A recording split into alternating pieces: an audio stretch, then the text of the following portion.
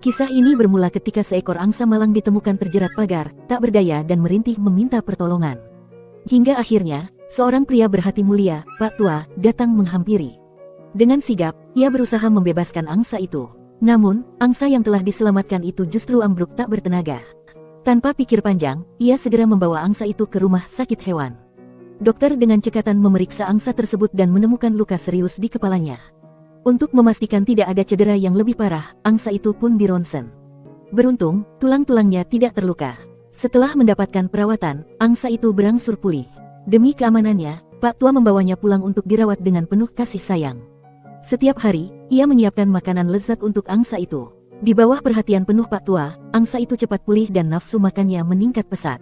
Ia bahkan mengembangkan ikatan emosional yang mendalam dengan Pak Tua. Angsa itu seringkali bermanja-manja di sampingnya, dan setiap kali Pak Tua pulang ke rumah, angsa itu akan menyambutnya di depan pintu, seolah-olah Pak Tua adalah keluarganya yang paling dekat. Setiap kali Pak Tua mendekat, angsa itu akan menyambutnya dengan gembira, dan Pak Tua akan memeluknya dengan erat. Ikatan di antara mereka semakin kuat. Namun, Pak Tua menyadari bahwa angsa adalah hewan liar yang pada akhirnya harus kembali ke habitat aslinya. Angsa itu seolah merasakan perpisahan yang akan datang, ia memeluk Pak Tua dengan erat, seolah mengungkapkan rasa terima kasih dan keengganannya untuk berpisah. Pak Tua menatap mata angsa itu dengan penuh kasih sayang, mengelus bulunya yang lembut.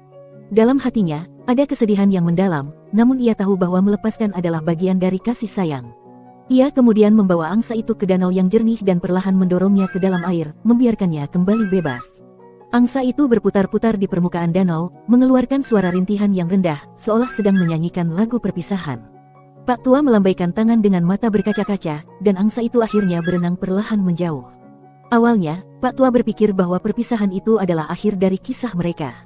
Namun beberapa hari kemudian, saat Pak Tua berjalan-jalan di tepi danau, ia menemukan seekor angsa yang diam-diam mengikutinya. Ketika Pak Tua melihat lebih dekat, ia terkejut. Itu adalah angsa yang pernah ia selamatkan. Hatinya dipenuhi kebahagiaan. Ia segera menghampiri angsa itu, mengelus kepalanya dengan lembut, lalu dengan gembira membawanya pulang. Angsa itu kembali menjadi bagian dari kehidupan Pak Tua, menjadi anggota keluarga yang tak terpisahkan. Setiap hari, ia menemani Pak Tua berjalan-jalan, selalu menarik perhatian dan pujian dari orang-orang. Wajah Pak Tua memancarkan senyum bangga. Ia sangat tersentuh oleh kesetiaan angsa itu, sehingga ia merawatnya dengan lebih istimewa.